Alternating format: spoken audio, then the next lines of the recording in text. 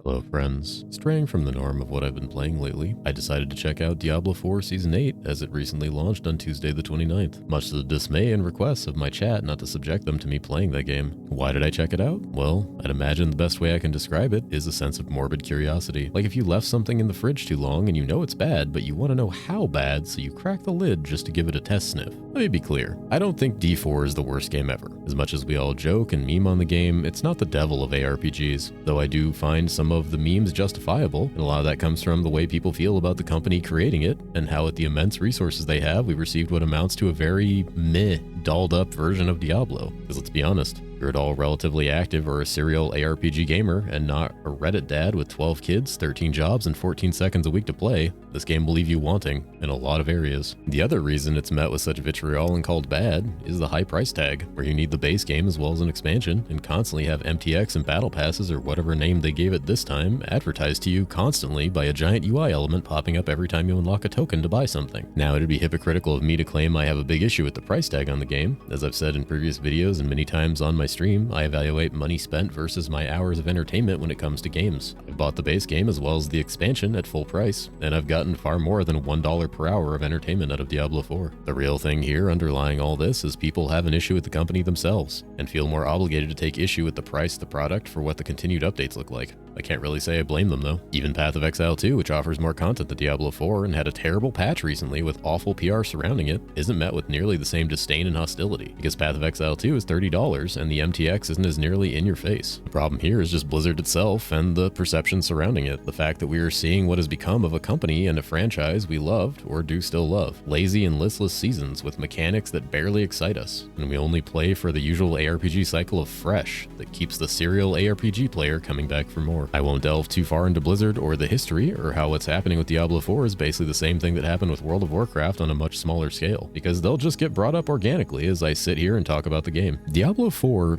isn't bad. It's bad in comparison to what it could and should be, and bad within the realm of other available titles. It's not bad at its core as a video game, and has moments where it can be entertaining, especially if you were to take long breaks from the seasons. But D4 bad is pretty fun to say, and there's a lot of context in that statement people may miss in a knee-jerk reaction if it's a game they enjoy or love or are making a living from. So let's talk about the positives of the game in brief before I start down the path of why I probably won't reinstall it until the expansion, or maybe even not then. Many of these praises you've probably heard before. What Diablo 4 does have going for it is it's visually pleasing. Not only in the graphic quality, but in the aesthetic of the world, the monsters, the abilities, and the characters. Feels much more like the Diablo universe of old than Diablo 3 did, which I believe is what they were going for after the unfavorable reception of Diablo 3's art style and direction. Much like Diablo 3, it's also good for quick fun. While you can't power through the entire game and finish what you want to do as fast as the D3 season, Diablo 4 seems to be getting there. Or well, it was. We'll touch on that later. The music and sound design is great. The game has a good campaign and a story you can follow, and it can genuinely be enjoyable to play. The journey of your character's power is more straightforward and well-defined than in other ARPGs on the market. It's approachable and tries to ensure people can pick it up with ease without need of third-party programs or outside sources, which is most likely why it's so popular, other than the Blizzard tag anyway. There's a lot I do like about the game, but if you clicked on this video and saw the title, you probably already know that's not the main topic. So let's get to the new season and my core issues with Diablo 4 and the direction it's going in. We'll start with the head of the beast: seasonal content and borrowed power. I think maybe the extreme and sudden popularity of the second season of Diablo 4 is a memory looked upon too fondly by their development team. I say that because I don't want to just say or assume they are lazy or stretched thin in the dev department. Season 2 of Diablo 4 with its vampire powers and blood tides was the most well-received Diablo 4 season prior to Season 4, where they had to redo all the loot in the game. The problem I have is, it seems we just never let go of that concept, from a development standpoint anyway. If I stack Season 7 and 8 against each other, Season 8 is just Season 7, but slower and less fun. Then if we look at their roadmap, I begin to wonder what we're really in for. Why is every mechanic so similar? Why is the season just worse witch tides, slightly more interesting powers, and slower everything else? Borrowed power is something people talk a lot about in games, especially Blizzard titles, and it's something Diablo 4 has an unhealthy obsession with. I can see why. They're maybe a little gun-shy to repeat a Season 3 situation where they deviated from this formula and it was received badly. However, Season 4 had no mechanic and it was something that revitalized Helltides and loot, so that was a gimme. Season 5, Abyssal Hordes, was actually pretty well received as it gave a new mechanic and new way to do things, but the mechanic did get a little old after a while, and it was locked in instance, and it took away from their whole love of the open world, which we seem to be subjected to constantly if we like it or not. Season 6 was the expansion, had a host of new mechanics, and its seasonal mechanic was so forgettable I had to go look it up again and convince myself that it actually happened because I felt like I was being gaslit. Season 7, I feel, is where we start to see the writing on the wall. Here's your outdoor mechanic with a timer. Here's your powers you unlock and upgrade from said mechanic. Here's the rep you unlock and gain through the mechanic. There you go. There's your season. Now when you look at the roadmap, that seems like what we're getting from here on out. So, you may ask this cat, why is borrowed power bad? Well, borrowed power is bad because it's boring. It's a cheap tactic to create a new form of content or increase player power in a temporary fashion that will not risk core balance of the game moving forward into future seasons. If you utilize borrowed power as content, then you can just remove it next season with no issue and move on to the next power. When you, on the other hand, add items or core abilities, those things stay in the game and the game has to be balanced around them, or the entire meta can shift to meet what they provide. It's also harder to design around these kinds of things because they aren't temporary. If a borrowed power is broken in OP, who cares? It's temporary and we can tune it a little bit. If multiple items and their interactions are broken in OP, well, that's another case of testing, tuning, and player outcry because items are tangible and people put value on acquiring and upgrading them.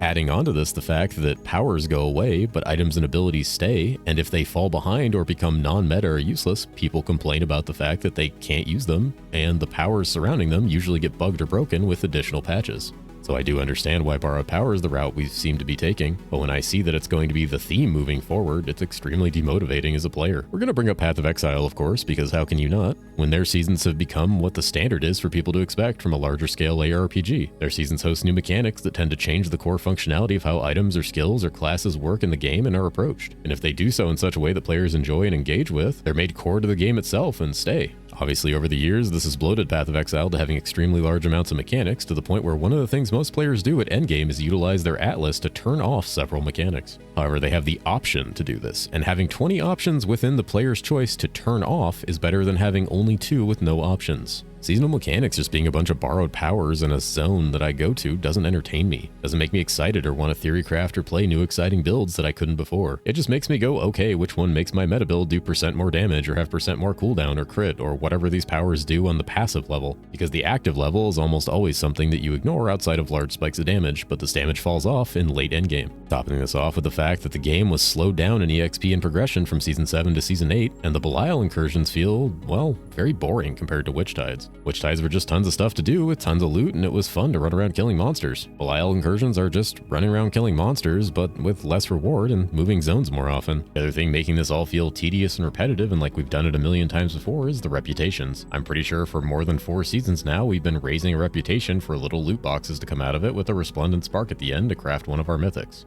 I can't tell you how tired I am of this mechanic. Though it is nice and it is a little bit of extra loot, it just feels very samey after a while, and you continually tie it to every season mechanic and there's a new rep to grind, it just feels boring. But on the plus side, you can level this rep up very fast just by killing bosses. This season is about killing bosses, so you fight big elite bosses and a weak Belial, and then move on to do it again, and again, and again, and again. Speaking of bosses, one of the actually new things added were 3 new bosses for the endgame. We got Urivar, Harbinger of Hatred, and Belial, Lord of Lies. This also came with the existing bosses having some of their mechanics and fights redesigned and changed, and a complete overhaul of how bossing works, which came with a lot of positives, and mostly negatives, for me at least. The new bosses are neat, but we already fought Urivar and Harbinger of Hatred, and honestly, Belial, I'm gonna be mean here, and I'm sorry, but he may as well be an asset flip from Diablo 3. Maybe I need to do the fight longer because I killed him very fast on Torment 2, but this is just the same fight, in basically the same area as Diablo 3. The new boss mechanics are neat, however, if you're someone familiar with the end game of Diablo 4, you note the standard procedure is to stack a bunch of boss materials, then go murder that boss multiple times for its drops, sometimes up to 10 to 20 or even 30 times in a row, usually with friends, or it used to be. The new boss mechanics, at least on the bigger bosses, seem to be artificial limiters on how fast some bosses die. While thematically they're cool, and I understand they probably weren't too happy with people instantly killing every boss in the game, it's hard to feel excited to stare down 10 Duriel kills knowing I have to deal with 2 submerge phases because he just stops taking damage at certain points and I can't outpace the invuln regardless of what damage I do. And Ariel's the same with her shield chains, an obnoxious mechanic I might add depending on your build. Harbinger of Hatred has 2 Akarat phases you have to sit through while dodging some of the most lethal damage in the game. Arshan, Grigor, Zir, Beast and Ice, and Belial seem like they can still be killed prior to mechanics, but the more top-end Uber bosses have been changed to take longer. No matter how much damage you do or how strong you are, they're always going to take a certain amount of time because their mechanics just happen. Like I said,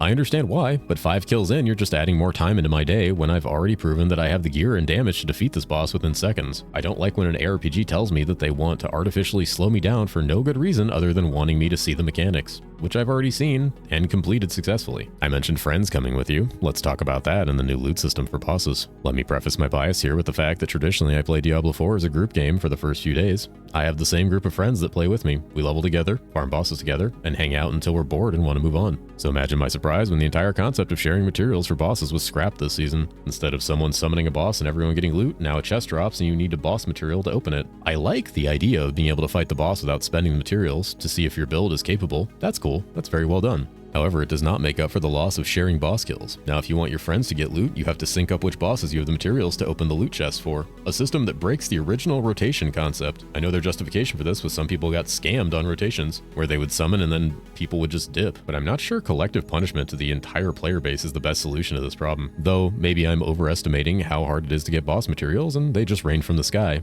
I probably didn't play long enough to find out. And maybe I'm vastly overestimating how many people played in groups or with friends. And I will say they do have a little bonus if you bring a party to the bosses for extra loot, so that's nice. It just left a very bitter taste in my mouth and the mouths of my friends. We always supported each other by farming mats and grouping up to all spend them on one big blast of loot for all of us and a chance at mythics, even allowing us to support friends who had less playtime or things going on in their life that left them incapable of playing as much as us. Though, you know, these materials are still tradable, I think, so this is still possible to do. The problem I have is that this just leads me more towards my suspicion that they're slowing down the game more and more in different ways. But we'll touch on that tinfoil hat later. So bosses was a theme, and it was okay. The new mechanics are the same mechanics, but slower and more forced. Others are new and better. The bosses are cool, but they're flat. They're flat because they drop the same items as bosses already in the game. Strange and alien concept to me when adding new bosses. And like I said earlier, this is kind of that safe and somewhat lazy choice to just use temporary solutions of new content drip to feed the players. We got new bosses, but they drop the same items. Belial at least has a higher chance to drop mythics, and you can choose which pool he drops items from, but Urivar and Harbinger just drop the same loot as a lot of their counterparts. So what is there to be excited about? Harder versions of fights we've already done? More materials in our consumable tab? Different options, I guess. Just doesn't feel exciting, and I'm sure I'm not alone in how quickly I did these fights and just went, oh, that's it? That's the whole season? I do like Belial sometimes ambushing you after a boss, offering more loot and the material to fight him. That's cool. I like the boss powers. They're neat looking and feel more impactful than the witch powers did, but that's really it. And you don't even have the cool witch gems like you did last season. Those were a really cool addition. Now, let's move on and let's talk about the gameplay loop and progression. This will be a topic I have pretty strong feelings about coming off fresh this season, because do you know what I noticed about 5 or 6 hours in, or around when I hit level 60 and did the pit to unlock Torment and upgrade my glyphs?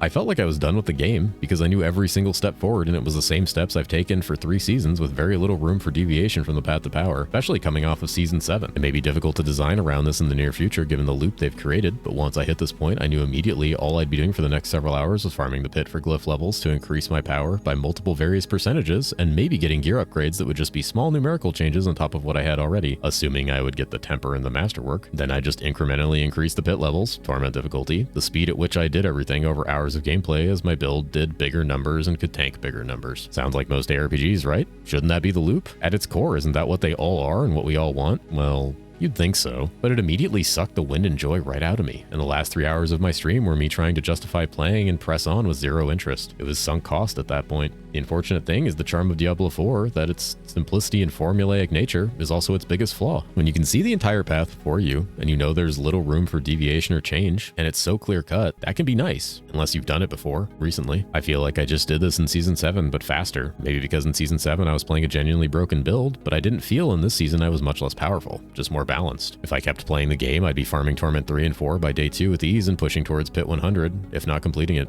But why do I care? It is the only challenge left once you kill Torment 4 Uber bosses. And what's the reward for clearing beyond Pit 100 other than getting glyphs to 100 faster or with no chance of failing to upgrade? Economic? Sure. It gets you where you could sell power leveling your boosts or farm more high quality items for gold.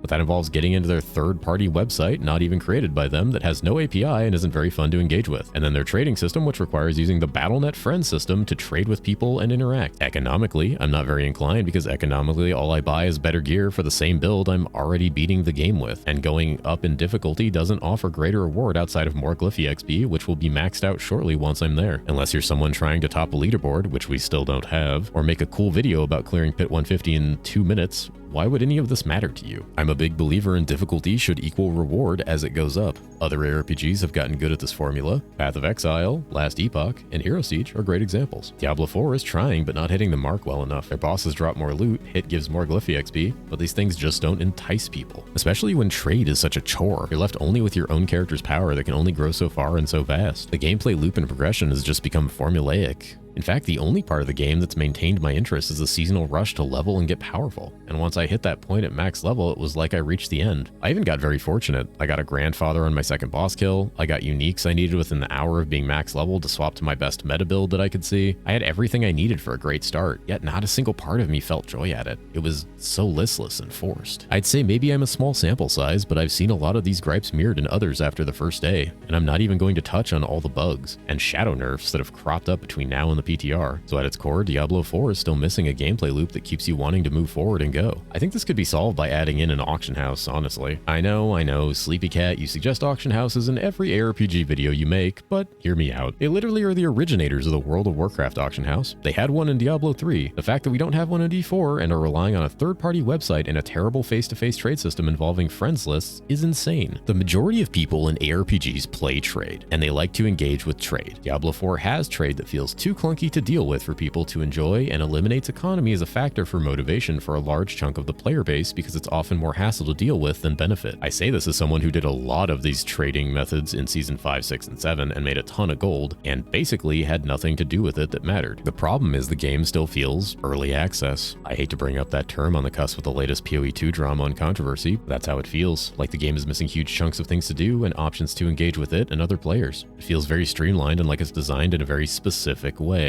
So let's get into the topic of how it's designed, and why I'm going to get a little tinfoil hat and maybe a little harsh. Slowing down the game and respecting players' time. I mentioned I'd get to the tinfoil hat part, and this is where I may lose a lot of you, especially if you enjoy this game. Though I'll level with you, I enjoy this game too. In fact, if there wasn't such a plethora of games out there right now, I'd be playing it today and for most of the week, but I still have Last Epoch builds to play, I have the PoE1 private leagues, and I have dozens of other fun things available to me. Also, my stream kept bullying me the entire time I was playing it. Yet one of the things that always rubs me wrong about this game isn't just the price tag or the predatory marketing and battle passes or those little nickel and dime things. I don't care about those too much. I've bought plenty of MTX and battle passes. I can't speak against it too harshly. No.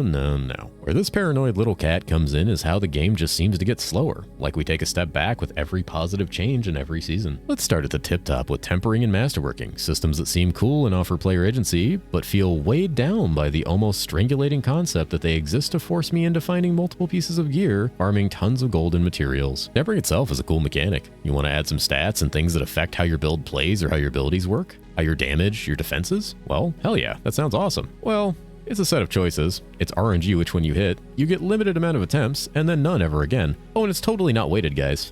Not at all. No weighting. Wink, wink.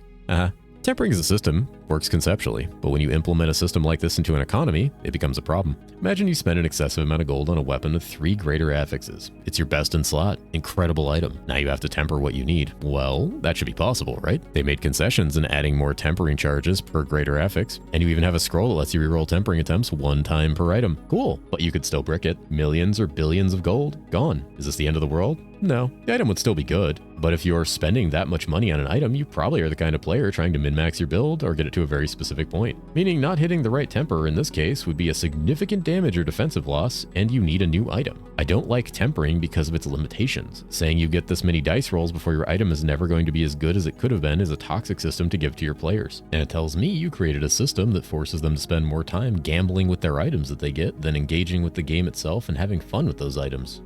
Let's add on to the economic factor. You can't resell an item you've tempered, so the gold is permanently lost. You can't even, for example, temper on things on accident that aren't good for you but are good for someone else's build and sell it, because then someone else could utilize those bad tempers. So there's no resale value. It's just dead. Yes, I know bricking a 3GA item doesn't mean the item's worthless, and it's very rare for this to happen, but you should get what I'm saying here if you're being honest. Tempering feels like a mechanic invented to waste my time. My honest suggestion, if we're going to keep this mechanic in the game, is to either make tempering unlimited with a raising scalable cost that caps out, much like rerolling stats on gear at the enchanter, or make the retempering scroll rarer and usable infinitely on items. giving real value to it in an economic trade sense and making the mechanics that drop it more valuable and interesting to players instead of something they mostly ignore. People like to feel value when they do mechanics, not just pick from 5 mechanics that do the same thing. Now, let's say you hit your tempers. Masterworking is next. Another dice roll to decide what stat upgrades. Masterworking upgrades all stats, and then every 4th upgrade picks one to boost massively. And in most builds, you're ideally targeting one of these, trying to hit it 3 times. I have less of an issue with Masterworking than I do with tempering, because Masterworking is not finite. You're only limited by your resources when you continue to masterwork something and reset it.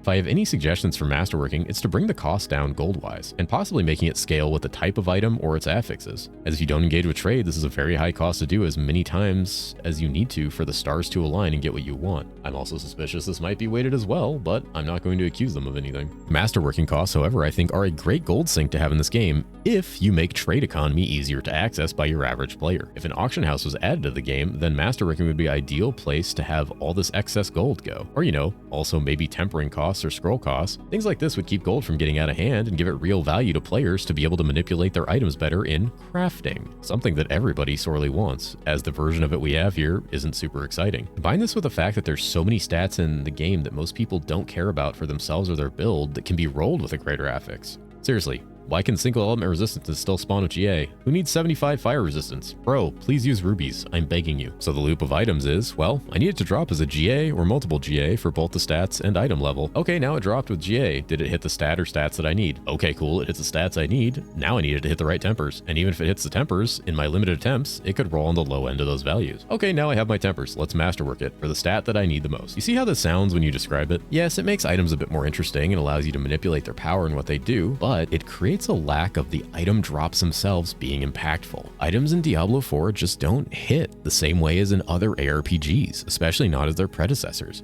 I see a 3GA item and I don't even feel a twinge in my little cat heart. It's just, oh, I wonder if that's any stats I care about. As where if I want a real callback to Diablo 2, you see a unique Shaco hit the ground, you're excited. At least with runes in Diablo 4, especially if you engage in trade or are crafting a mythic, those can be exciting. Problem is they all drop with the same sound effect and graphics, so you barely notice until you open your inventory.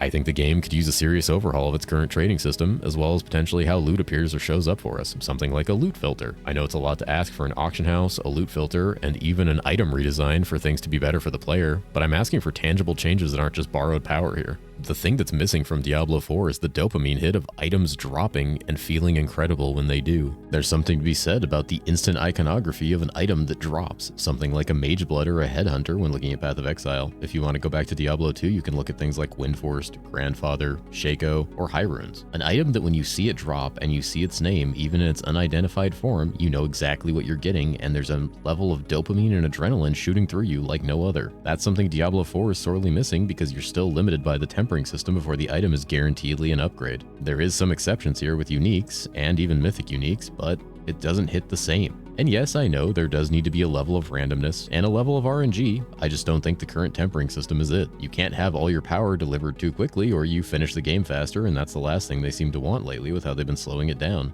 But the game sorely needs these things. It needs an auction house. It needs a loot filter. It needs a redesign on how loot drops and how tempering works. It needs a lot of things to really hit the same levels other games already have as their baseline. So far all we've been receiving is more Diablo 3 features that game's had for several years. And I ask for all these things not out of greed, but out of wanting to see the game become better and stop being a meme in the community. This doesn't even touch on the Paragon system, which was dumbed down to 5 boards with more available points, and still left in the state that feels relatively boring. Character skill trees, which in 8 seasons have gained maybe 1 ability, and some ultimate overhauls and passives that still feel hollow. The builds and meta, which feels stagnant and limiting, especially with the difficulty of content and the lack of major rebalancing or love for underutilized skills. The Necromancer, who is apparently still just going to use the same goddamn 3 abilities for the foreseeable future. I just want Blight and Corpse Explosion to be cool again and compete with Bloodwave and Bone Spear. As it stands, I probably won't play this game anymore. I might even skip the expansion depending on the landscape. Blizzard itself has shown that, much like their other games, they're comfortable lazily spitting out content for our money that barely meets the acceptable standards of what other companies call content and seasons. I approach this game the same way I do others. My criticism and nitpicking is out of love. I literally grew up on the Diablo series. Diablo 2 is something I still play and play played throughout my childhood, from being 12 years old and listening to Linkin Park and blasting bail runs to now, basically doing the same thing, where I'm looking more favorably at mods for Diablo 2 than I am at the official Blizzard product. I want Diablo 4 to be a good game. I want the devs to actually cook, as I'm a bit suspicious on their hands being tied and forced into very strict recipes that just serve as an engine to monetize the IP as much as possible while using as little dev time as they can. Diablo 4 is in a state where I cannot recommend it. I cannot suggest playing this game as it is. I can't make a video stating that you should play it, and that makes me very sad. But if you genuinely love the game, then good for you. I won't belittle you for that. This game has a large audience, larger than most games I play and I think are better. It uses the IP and its polish well enough to get a player base that's dedicated and spends money. It's just not for me right now, or a lot of the people that I know. That's okay, but I'm not going to pretend that I don't want it to be better, because I'd like it to be for me.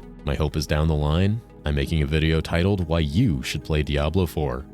Season 26, season of the time we saw a guy wearing a Diablo shirt, because we're never going to see Diablo in this game. Anyway, thank you all for watching and listening to me yap about Diablo. If you are playing the season, I hope you're having a good time. And if you're not, I hope you enjoy logging into Path of Exile, Project Diablo 2, and Hero Siege Season 7 in the coming weeks. Have a lovely night. I'm Sleepy Cat, and I'm tired. Good night.